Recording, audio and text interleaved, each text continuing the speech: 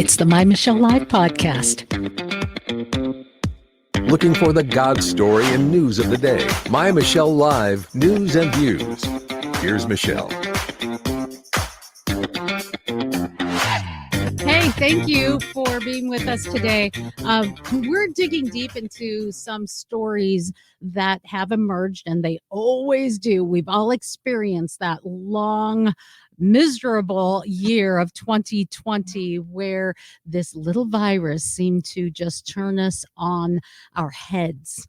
We've all been dealing with some of the after effects, whether it's health, whether it's well-being, whether it may be business related, financial blowouts, kids at home driving you crazy, all of these things. Yes, we've all gone through them. We're starting to see news stories come out. We'll talk today about Fauci's emails that have come to light because of the Freedom of Information Act. What, you didn't hear about those? Yeah. Nearly a year and a half since COVID was detected in the Chinese city of Wuhan. Now, after all we've gone through, thousands of private emails from the U.S. infectious disease chief, Dr. Anthony Fauci, the man who is the untouchable guru of all knowledge and all decisions concerning COVID. These emails have revealed the concern and even some of the confusion that took place at the beginning of this thing. Over 3,000 pages of emails. Yikes. And they were obtained by BuzzFeed News, CNN, The Washington Post through the Freedom of Information Act. There's many things, and I'm sure there'll be some things that you'll hear in some of the press. Things like, come on, store-bought masks are, quote, not really effective in keeping out the virus, which is small enough to pass through material. Then why are we still wearing the darn things? There's been some interesting stuff, though, that we're going to delve into from Fauci on the country's largest biomedical research facility. One of these emails came from him, and it suggested to Fauci there were some unusual features of the virus that may indicate it was, quote, engineered. So it was, they were saying, hey, there's some signs here. This is not just a oops accident, Wuhan market kind of thing. It looks like it was purposeful. Well, they took notice in the early days of this theory that COVID-19 may have leaked from a laboratory in Wuhan, China. And that's what these emails were saying, that, interesting. The controversial claim, though, was pretty much wrote off, dismissed by experts last year. They said, it was unlikely. There's no evidence. This is silly. It's conspiracy. Facebook banned any such talk. You're not allowed to talk about it. You're not allowed to question. Wow. A classified U.S. intelligence report said 3 researchers, though, at the Wuhan laboratory were treated in hospitals in November of 2019. And this has surfaced recently along with these emails from 2019, just before the virus began infecting humans in the city of Wuhan. And that news has started to circulate in the U.S. media. It kind of prompted our president, as we talked about last week, to announce an urgent investigation that's going to look into the theory of this biomedical research facility being as the possible origin. And so now Facebook is saying, oh, okay, you can talk about it again. It's okay. Remember when we said it was fake news? Just kidding. It's crazy. These emails, this news that's coming out, the Global Times newspaper, which is controlled by the Communist Party, released an editorial article basically stating Beijing is preparing for a nuclear war with the U.S. because they dare, bring this question up. Don't get alarmed. It's just propaganda. The kind of stuff you hear here in the United States of America because someone goes off the rails. I can't believe you're going to do this. The whole world's coming to an end. Yeah, you hear this kind of thing. Beyond the emails, there's another story too. Dr. Fauci revealed and defended what he called the modest and very respectful funding. Modest and very respectful funding of that so-called Wuhan laboratory that now we're thinking, what if it is at the very core of the release of this virus? Yeah, funding. He was talking about funding it. In the House testimony Tuesday, he admitted that the National Institute of Health funneled U.S. taxpayer money, your money, to the Wuhan Institute of Virology. You can't, truth is greater than fiction. You can't make this stuff up. Now, he appeared before a congressional budget committee saying this, and Fauci said that at least $600,000, there was like $800,000 targeted, but only a mere 600,000. I mean, chump change was sent to the lab through the nonprofit called Eco Health Alliance. So this, your wonderful NIH director confirmed the money was given to the Chinese lab over a 5-year period to do what? Study bat coronaviruses and whether they could infect humans. I'm not going to go to any conclusions, and we're going to have a couple of guests come on in just a few moments talking about, will we get to the bottom of this? Can we really find the truth? And what the heck is going on in the media? We're going to talk about that today. But, why aren't we looking into this? I mean, I'm not a genius. You know that. I'm just Michelle. But we're funding, over the last 5 years, a study in Wuhan, China, at this lab, a 5-year study of bat coronaviruses and whether they could infect humans. And a coronavirus that infects humans comes out of Wuhan, China. Okay. Do you remember Highlights magazine when you were a kid? Connect the dots? Just saying. Earlier this month, though, earlier this month, Fauci told Senator Ron Paul that the agency didn't provide any funding to the Wuhan lab. It's a soap opera, and it's crazy out there. We're going to talk about some of the interesting stories that were those crazy conspiracy theories that social media certainly shut down to make sure that you're only getting real accurate news, none of this fake news. But now suddenly we're finding that the Wuhan Institute of Virology has been seen by some as now, again, the potential origin of this virus. How crazy that we heard it from the White House. Now, Facebook is saying, oh, well, we're not going to block those things anymore. So we need to delve into it just a little bit beyond what you hear on the talking heads in the news and the same story perpetuated everywhere. Let's look a little deeper. Joining us today, Dr. Roger Klein. He's an expert in health and law with the Regulatory Transportation Protects FDA and Health Working Group. He's a former medical director of molecular pathology at the Cleveland Clinic and former advisor to the FDA, CDC, HHS, CMS. He is our guest today. Dr. Roger Klein, you made time for us today to take this on and to inform people. God bless you for that. Thank you for joining us. Hi, Michelle. Thank you for having me. Well, it's so important. Someone who is in the know as you are, helping the public to have a better understanding of what's really going on, because we're caught in this world of today it's fake news, tomorrow it's headlines.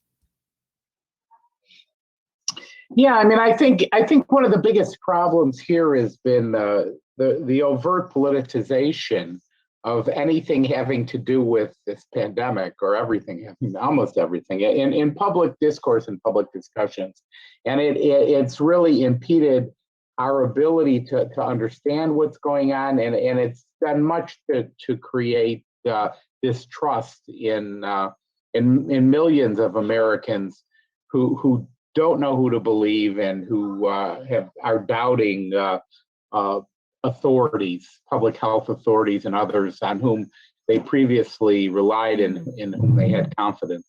That's a good point, because I think there's a difference between questioning authority, which we all should. We should never just take things as, well, he said it and he's a technocrat. He knows better than me. He's ascended. So we're going to take that as gospel truth. There's a difference between questioning and completely doubting and not knowing where we can stand. And I think that's been part of what has torn us apart as a nation and keeps us from healing as a nation. What say you?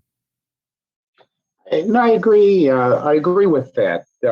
The fundamental, if you really want to talk about science, fundamental to science is inquiry, it's questioning, it's challenging. It's, the truth is science can be very brutal. You come up with a study or a hypothesis or evidence, and then you present it in a meeting, for example, and people are often insulting, and they challenge you, and that's really what it's about. It can be very vigorous. The idea is, as in any inquiry where you're trying to learn, you observe, you listen, you experiment, and you present findings and let other people criticize them. And I think that was entirely absent from the public debates. And so there are many things that the handling of the epidemic or the pandemic, what could be called, and some may, and in fact some things that were done perhaps are justified, but they weren't science. Mm-hmm. Yes. And that's the thing about science as well, is that we have heard in recent years this term called settled science. And we talk about this. If you're new to My Michelle Live as you're listening, we talk about this all the time on our Science and Technology Tuesday podcast, that science is never settled. It needs to be poked. It needs to be prodded. That is the nature of science. There's very few laws. There's a whole lot of theories, and those theories should be challenged. We haven't seen a lot of challenge, though, where SARS COVID-19 is concerned.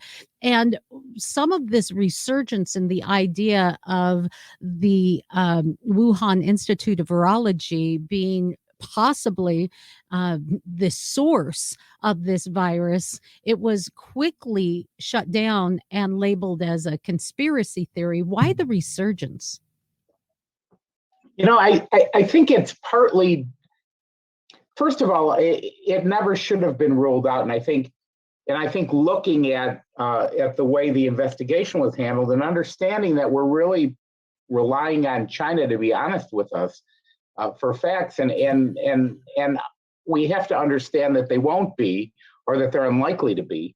I think that it's always lingered, and I think there's public discourse and private conversation, I think, and I think that this has always been on the table in terms of, for example, a lab leak. But there was recently a letter that was published.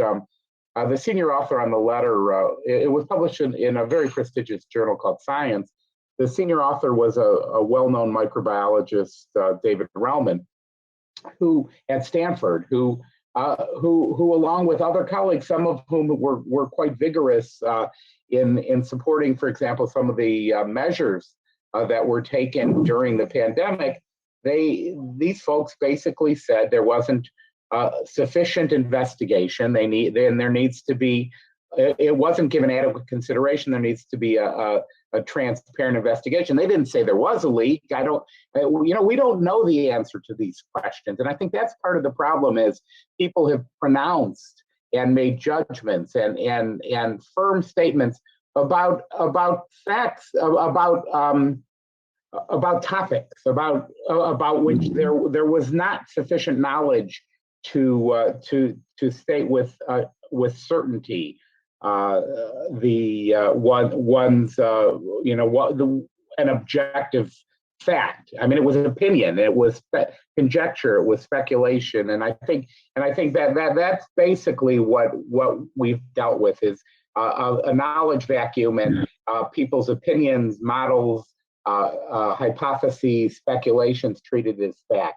And all of those things are fine as speculation, as theory, as we were talking about in science. Those theories, these are theories. The Wuhan Institute virology theory, it came from some kind of marmot or bat theory. It came from the Wuhan market theory. I mean, there are different theories, and all of them are theories. But what we've seen and what we'll talk about a little later in the program as you're listening is how the media and how politicians and how groups can take those things and,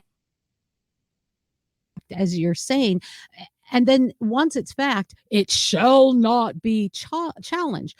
But yet, if we really were to look at this, Dr. Klein, it is possible that this virus accidentally leaked from the Virology Institute. It is possible that it may have been a subject of military research or even medical research. And it's important that we at least look into it and consider that a possibility, lest this thing be repeated and we have to go through it all over again.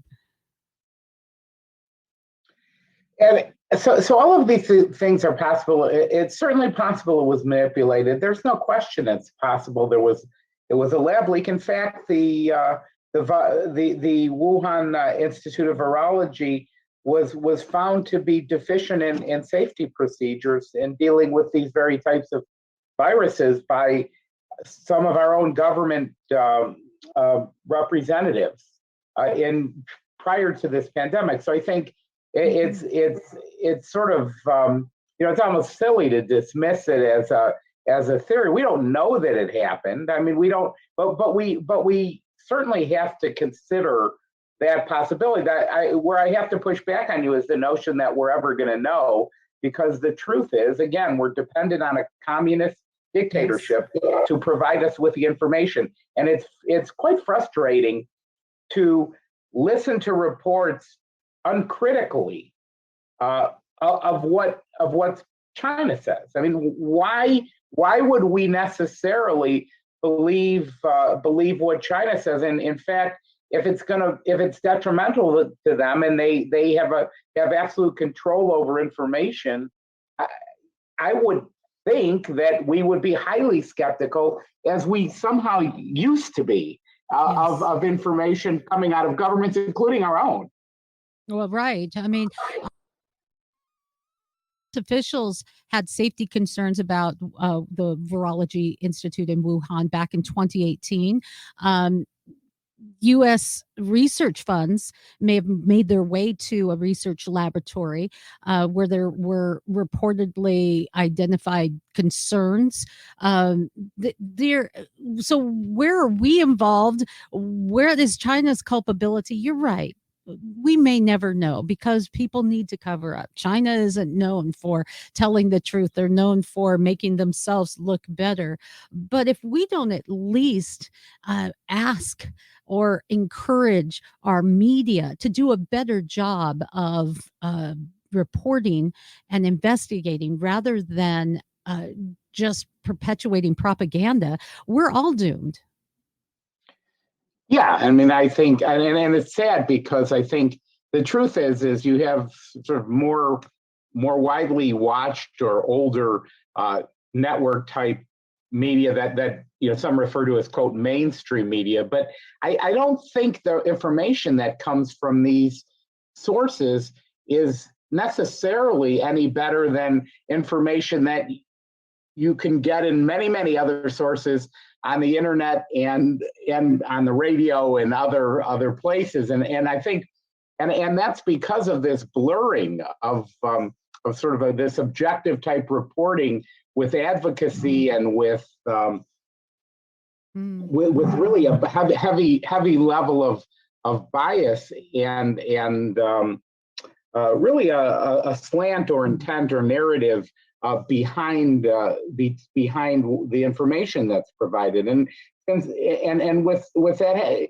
it's very hard then to distinguish, for example, a major newspaper, an old newspaper once that, for example, has historically been respected. It's very hard to distinguish what they're saying from a website, which in fact seems more honest and truthful. Yeah, and some of this, since we're seeing it perpetuated from politicians, when we agree, we say we kind of throw our hands back and don't try to keep people accountable with truth. And it's unfortunate because once that's allowed on one side, the pendulum swings. And I guess to my greater point is that now that we have some emails that we've seen some correspondence with Dr. Fauci, you see that it's kind of like that Wizard of Oz saying, "Don't pay attention to what's happening behind the curtain." We're being given the smoke and mirrors, this facade of information, and we're supposed to just be sheeple and go along with it. And it really is unsettling, and especially to someone like you, Dr. Klein. You're in the know, you're on top of these things. What was your thought as some of these emails started to appear? Well, I mean, I haven't looked at all of them. I tend to be a little bit reserved in terms of formulating judgments generally without adequate information. And I do think that people tend to send emails without adequate thought. They're often hurried. They don't necessarily reflect what somebody would say who was seriously thinking about it and thought it was and believed it would be for public consumption, or sometimes it would express in a different form of writing. So I understand what's coming from the emails. I think we have enough information in some respects based upon public statements of Dr. Fauci, who is obviously a very smart guy and is certainly entitled to his opinion, but expressed opinions in a political role, in a political context, and I think should have been viewed a little bit more through that prism. And certainly, when talking about issues that were not known, that where we had a true knowledge gap. Yeah, I think should have been represented. We just lost you for a second. Are you still with us?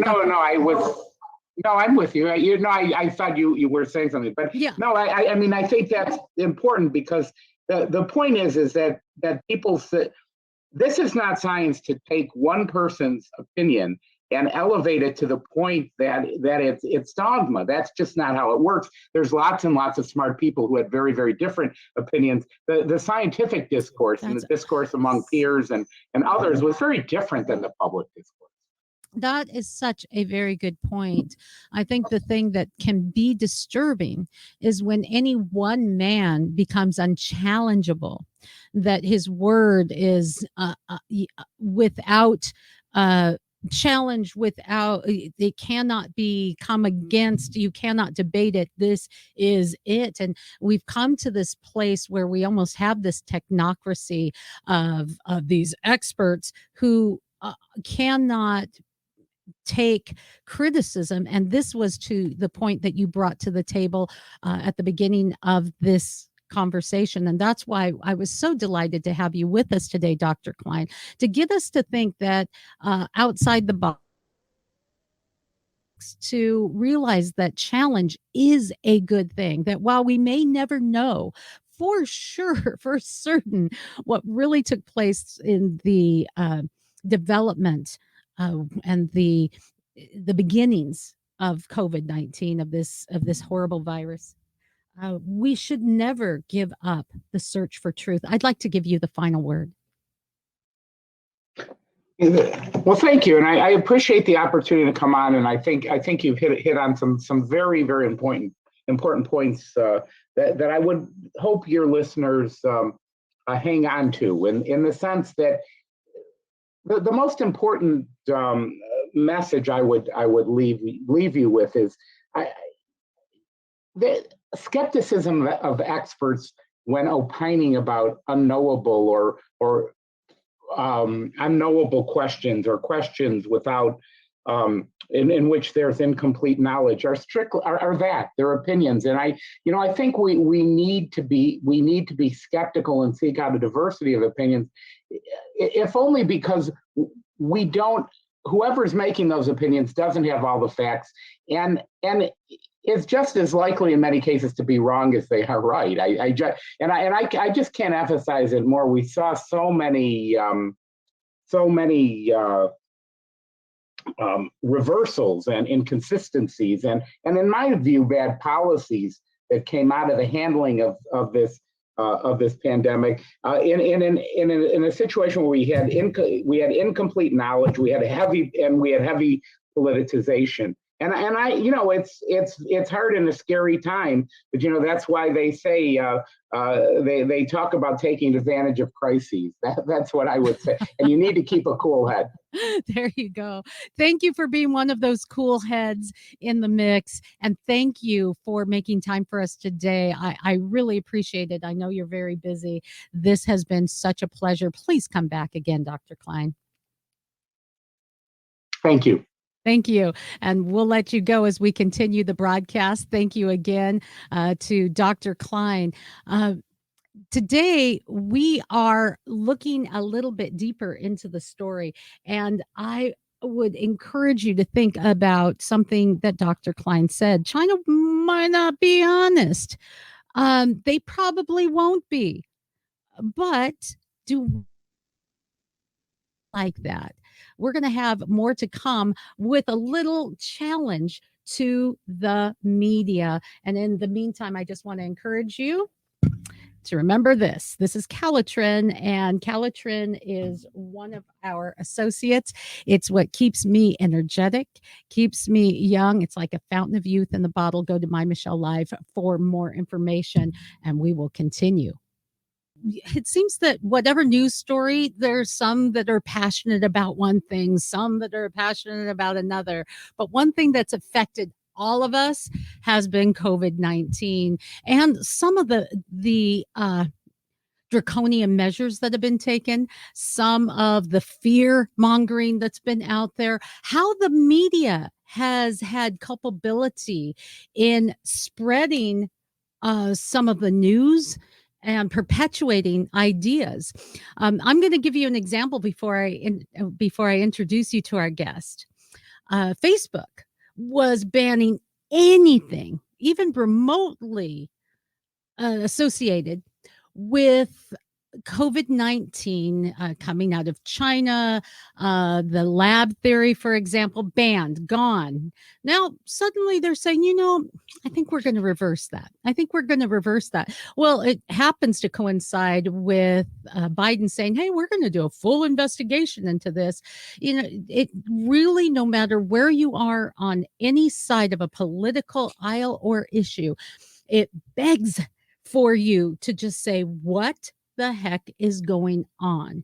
And how is the media either lazy or purposefully investing in indoctrinating you in one mindset or another, thus contributing to the great divide? United we stand, divided we fall.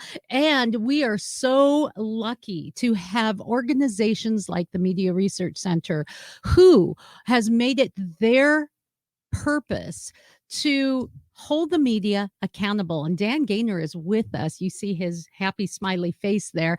Vice President of Free Speech America, Business and Culture for the MRC. And he is our guest. He's been on my show several times. This is our first virtual face-to-face. Yeah, this is no. It's then constant advances in technology for when they allow us to use it. It's great. It is. Thank God for it too. Wow. And speaking of technology, most definitely perpetuates a lot of news and a lot of ideas, but some of it being banned or being bantered, or even worse, being indoctrinated, as I alluded to in the intro. Some of that seems to be taking place, or at least it can have that appearance when you look at some of the issues that are taking place. Now, one thing we wanted to talk about is the recent emails that have come up concerning Dr. Fauci. Can we talk about that? I mean, obviously, this is a huge deal. You were spot on in the intro when you said that this is the one news event that we've all shared, and I mean, not even just in the United States, but all shared around the world. That most countries at this point have had the virus, and some are still fighting it very aggressively, and even in the United States, where it is significantly dropped, we still are averaging close to 20,000 patients a day getting the virus. I've got a good friend of mine who's got it. So, I mean, it happens. It's been an enormous impact.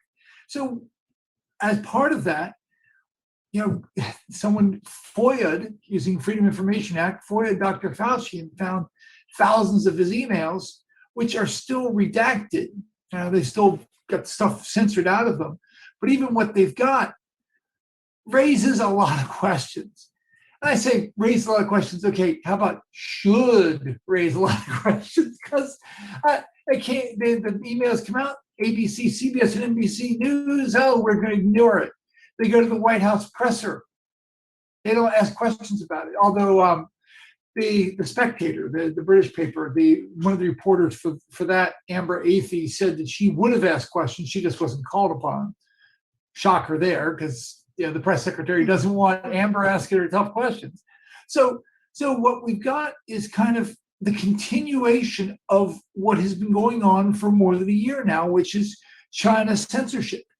When back in early 2020, when Senator Tom Cotton brought up the potential for the lab leak theory. Now, there's a guy who's top U.S. senator involved in Intel, and you would think might know something. When he came out with it, the media skewered him. The Washington Post specifically skewered the man and said, that this was a discredited, disproven idea. And then what did they do the last couple of days? Oh, well, they went back and redid the headline from early last year. Oh, it turns out we were wrong. It's just unbelievable. Yeah, and that's why we should question absolutely everything, whatever happened to that idea. But we see almost verbatim on every major media outlet, Dan, the same talking points. And now, having been in the media for a long time myself, and you understanding that, you do get talking points. You get talking points from the RNC, the DNC, every PAC group. They will send news stories and talking points. All of them do. And what we used to do in the media would be take those, research them, and then incorporate them if they were indeed checked out. It doesn't seem that way anymore because every news service seems to have the very same talking points. Boom, boom, boom, boom. It's like little. Unfortunately, the major media now, you can look at it two ways. They're either promoting the left, or the left is promoting the agenda of the major media. I would frankly argue, I think it's more the latter, that we now have two political parties in our country. One of them is Republican, one of them is the media party. And the media party does everything that the media tell them to do. So in this particular case, okay, you're gonna downplay the Wuhan lab leak, even though it is by far the most logical explanation for the virus. We've all come out of more than a year now of wearing masks and gloves and using soap, and you got your little hand sanitizer and stuff all sitting around your desk. We've come around from that era. So it's easy for us to imagine, oh, maybe your mask slipped. Maybe someone dropped a vial in a room, or there's a crack in one of the vials, or some sort of natural accident occurs when people work around dangerous stuff. But, the media suppressed that story to the point where you were rated as factually wrong on social media. If you said this, they would downplay who you can say to, how often you can say it, restrict your content on your website or on your Facebook page. That is scary, because here we are, 15 months later, and it turns out, it looks like they were wrong. That's just, beyond belief, that journalists who are not trained in international affairs, or journalists who are not morally, ethically, or politically adept at how to handle this, are making decisions that affect all of us. And people got censored, suspended, banned because of this. And then just like, oh yeah, my bad. Yeah, and if you're just kind of catching up here, we are talking about more than what was it, Dan? 3,200 pages of emails obtained through the Freedom of Information Act lawsuit.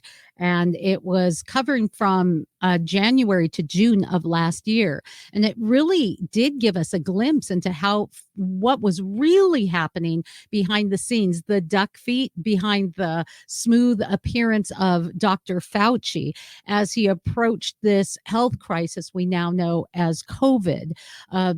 Conversations with Mark Zuckerberg about how to use Facebook for, I'm going to just say it looks like propaganda, and a lot of other interesting things about how even interactions with China. So these things are now being leaked, downplayed by the White House as they try to do a little bit, it seems, damage control, but very difficult as we talk about the connection with the media to get the whole story. Yeah, and here's one of the reasons why it's difficult. Facebook, Facebook relies on these fact checkers. They're supposedly third-party fact checkers approved by the International Fact Checking Network, which is run by the Liberal Pointer Institute. Well, so Facebook will literally restricted the President of the United States, like 9 other social media, tech media platforms. But you know who they don't restrict? They don't restrict China. So Facebook isn't even in China, but they allow Chinese propaganda pages on their website totaling more than 750 million followers. 750 million. That's more than half the population of China, the world's most populous country. And so that has an impact on what you read. If China doesn't like something, they're going to involve themselves.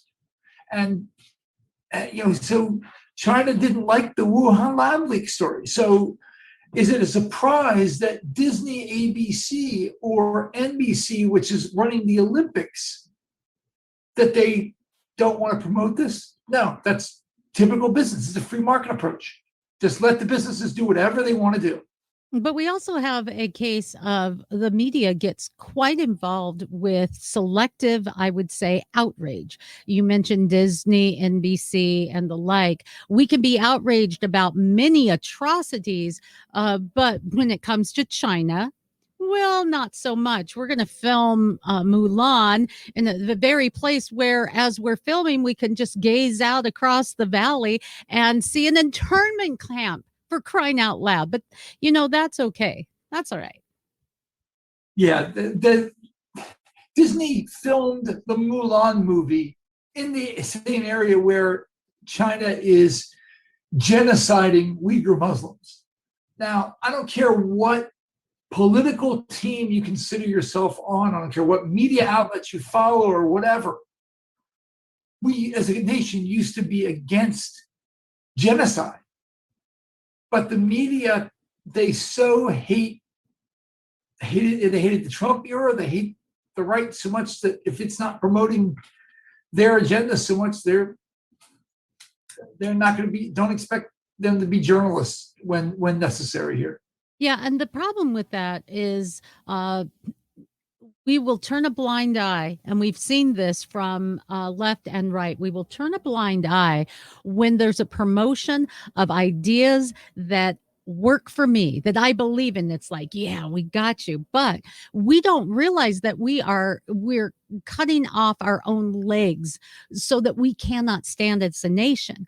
Because if the long-standing idea that we seem to have lost is that if any of our rights are trampled on, all of our rights are trampled on. If the media, for example, has gone off the rails for their own need to perpetuate propaganda for one side, the other side, that side should be concerned that that pendulum could swing the other direction.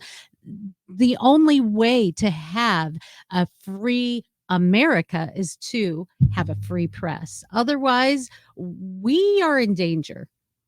Right, but we don't really have a free press. We have a free press that, I mean, constitutionally free, so they can say things that you and I would disagree with, and often do, but they're in thrall to the other side. And so right now, the big controversies all throughout the media are the woke culture controversies. Oh, this person didn't do this or did do that. And so journalism ends up being, I guess you kind of say, like designated hitmen that go around dealing with people like this. With this particular issue with Dr. Fauci, his emails, what do you think is the danger of inaccurate or biased reporting? What are we going to lose as a nation? Well, I mean, if even the left says this, if we can't agree on the basic facts, then you've got a world where, it's like this, and one goes this way, one goes that way. We used to agree at least on the facts. 20 years ago, if you saw an article in the Washington Post, you could trust it.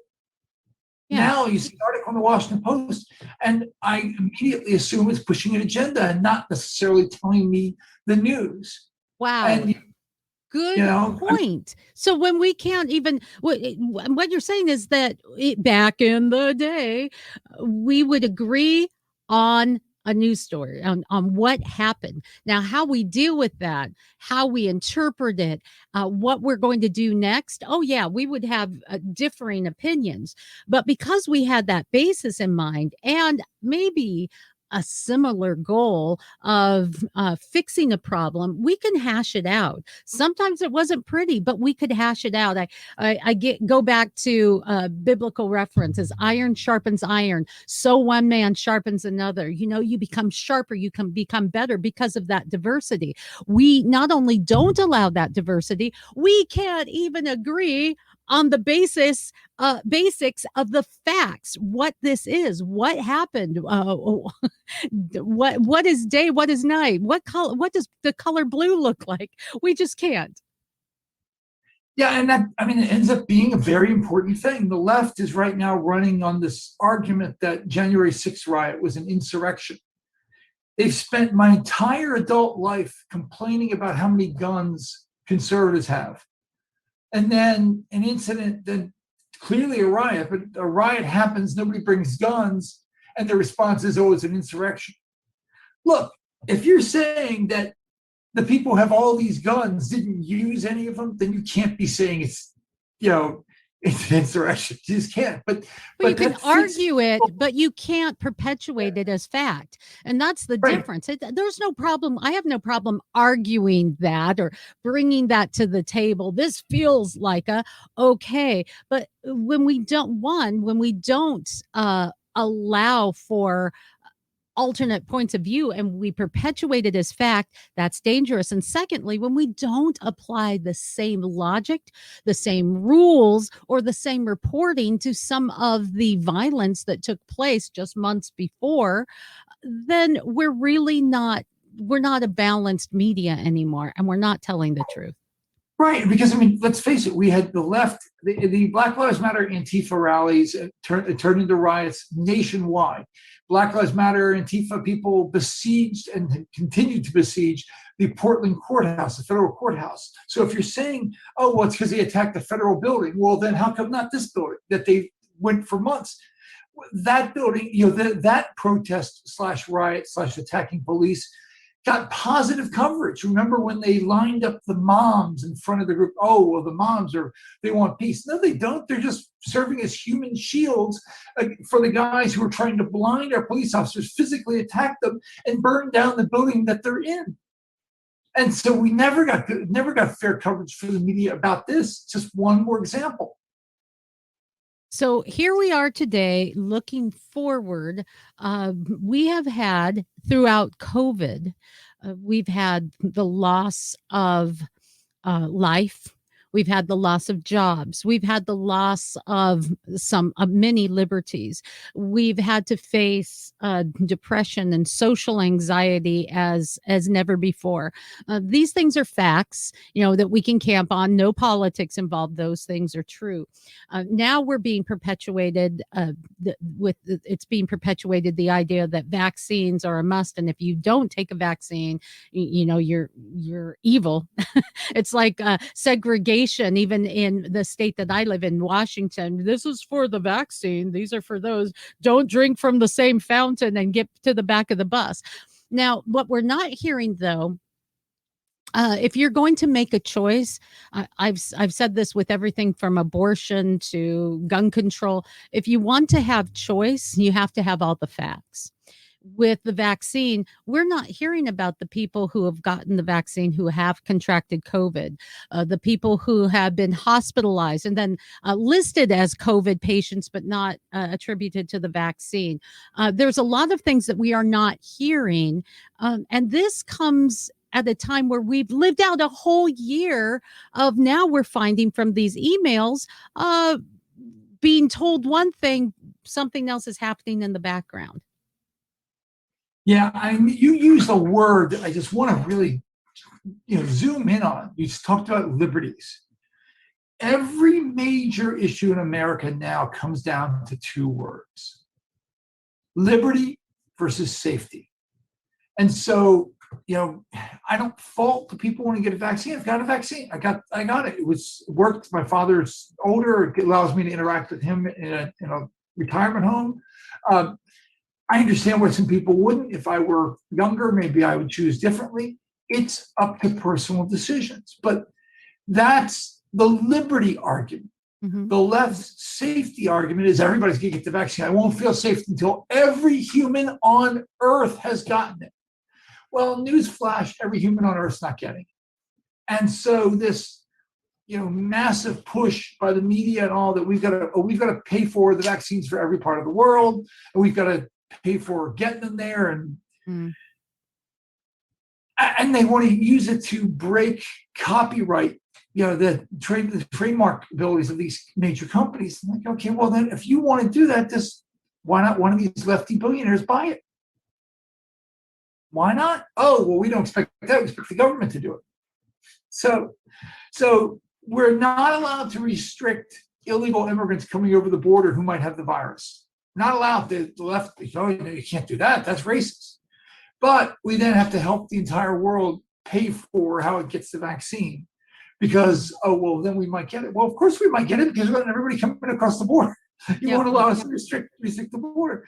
So go back to those two words, liberty versus safety. It applies online too. These fact checker idiots who went after everybody for just talking about these issues claim that they have this magical, perfect knowledge, except they don't. They're not always right. And so, okay, well then, why are you fact checking? Why are you fact checking my meme that shows something silly? Why are you doing that? Because the goal of these fact checkers is not to fact check. The goal is to narrative check. They want to control what you say and how you say it. If they think you're too independent, they shut you down.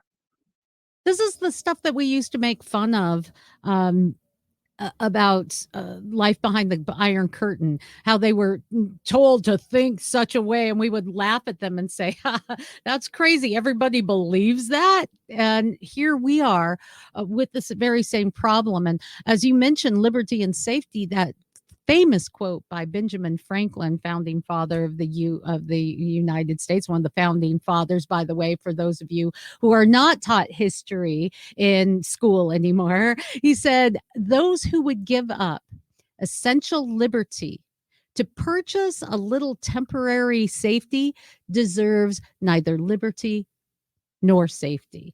And that's coming from the come on, look at the big picture point of view. We have been indoctrinated, as Dan, you follow, and as we wrap up our time together, as you follow closely the media, the hypocrisy, the lack of accurate reporting, the imbalanced reporting, the lack of this side and that side to get a full view of what's going on. When we look at that, you see that the media is responsible either by design or because it lines their pockets in creating a fever of fear. We see even through these emails from Fauci that he was kind of part of that. We're going to say this is our narrative. This is what we're going to tell people, but this is what's really going on. This is where we're at in America today. And because of that, we're willing to sell away our liberty for not only safety, but false safety, as we're seeing.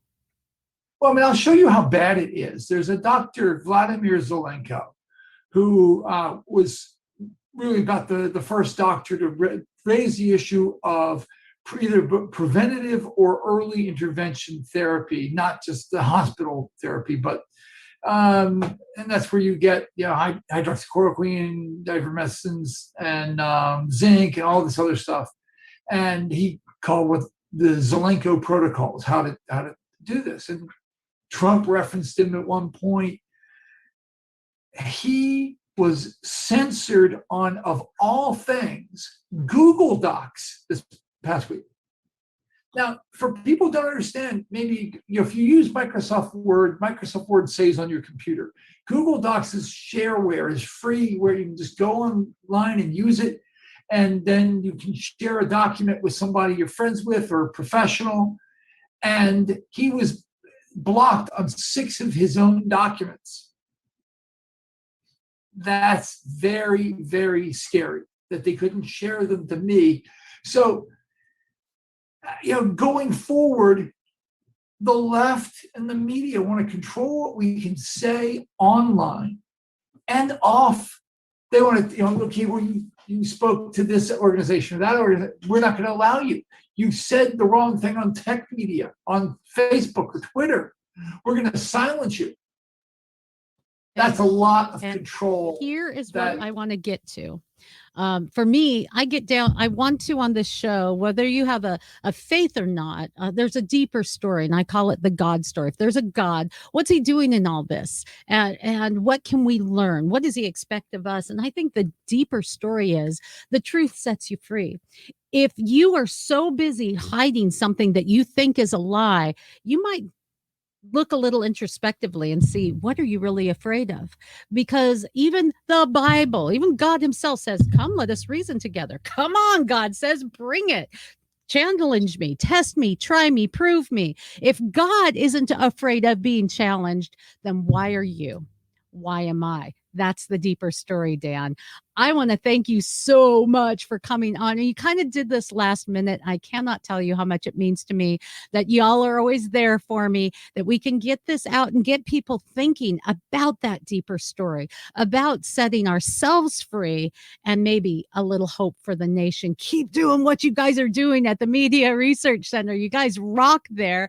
It has been such a pleasure, Dan. Again, Dan Gaynor, Vice President there, MRC. Thank you for joining us today. Well, it's been a pleasure. It's great to see you in the IRL world. There you go. Bye-bye now. Thanks for being part of My Michelle Live. MyMichelleLive.com is where you can go. You can support us. You can share us with your friends everywhere you listen. And even if you just send a smiley face or just say hi, every time you comment, it helps us to grow. So help us grow what we're doing here. Help us to get the God story out. Help us to share a deeper story that transcends politics, transcends division, and brings a little bit of truth. You can also find some great products at mymichellelive.com. Just a few, just our favorite ones, and they are affiliates. Will help keep this show going. Thanks so much, and we'll catch you next time. For more fun, go to mymichellelive.com.